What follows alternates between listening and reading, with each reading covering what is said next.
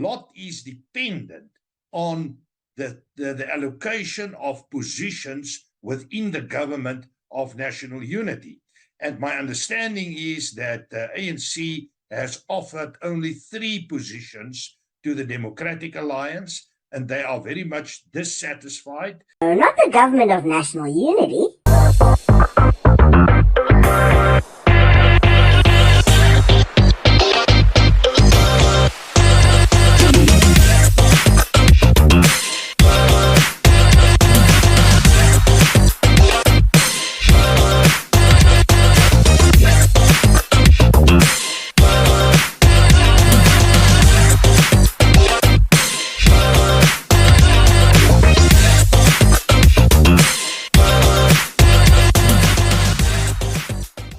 Let's move over to matters politics. And could the government of national unity be teetering on the brink of collapse? Well, 2 of the biggest members, the ANC and the DA, continue to have public spats over ministries that should be shared. This has led to speculation on the appointment of the cabinet and other executive roles. One political analyst says clashes between the DA and the ANC could lead to the DA abandoning this government of national unity. Oh, Chineke, what's happening now? Their partnership no lasts longer than 2 days. Oh, these guys aren't serious. I've got chest hairs that have lasted longer than this union. Like, what the fuck? So much for the government of national unity. Like, Lamato aren't serious. This is insane. I mean, if they can't get past this initial and rather primary phase of the partnership, what hope is there when it comes to policy disputes, parliamentary duties, reducing unemployment? For goodness sake, what hope is there for any sort of change whatsoever? My take on the situation at the moment is that it is only conversations, and we have seen a certain level of agreement, which is more of initiative in terms of an intent, rather than the institutionalization of a government of national unity. In other words, we are busy with the process, but we are not yet at the point where we can say there is an outcome. Hey! However,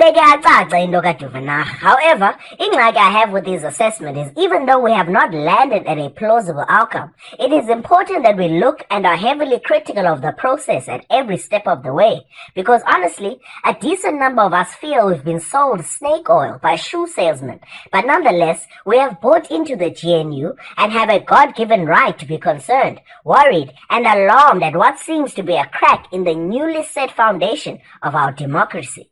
Now, is it early days? Sure, you bet. Will they figure it out? Geez, I hope so. But on a real tip, what hope do we as South Africans have in the GNU to affect any real and lasting change when they can't even reach a consensus or at least a compromise before a public spat or any form of infighting in front of their respective constituencies? Like, what hope does the carpenter in Guguletu have? What hope does the hair braider in Davidton? What hope does the young entrepreneur and Alex have that the government of national unity is the way forward? Let us know down in the comments what you think. And a lot is dependent on the allocation of positions within the government of national unity. And my understanding is that the ANC has offered only 3 positions to the Democratic Alliance, and they are very much dissatisfied. The counter-argument from the ANC is that they want a government of national unity, and they already accommodated, as you mentioned, 10 parties, and every party needs a seat. Therefore, they cannot give more to the Democratic Alliance. No, guys, let's be honest. I'm not a fan of the DA whatsoever, but let's be frank for a moment or two. Right now, the GNU consists of 10 parties in total, but the reality is not all parties are equal. Some have 87 seats and others only 1 seat. Let us not let our distrust and dislike for the DA delude us into thinking they shouldn't have more seats in the GNU government. Let's remember, Ndozagoti, when you lay down with dogs, you get up with fleas.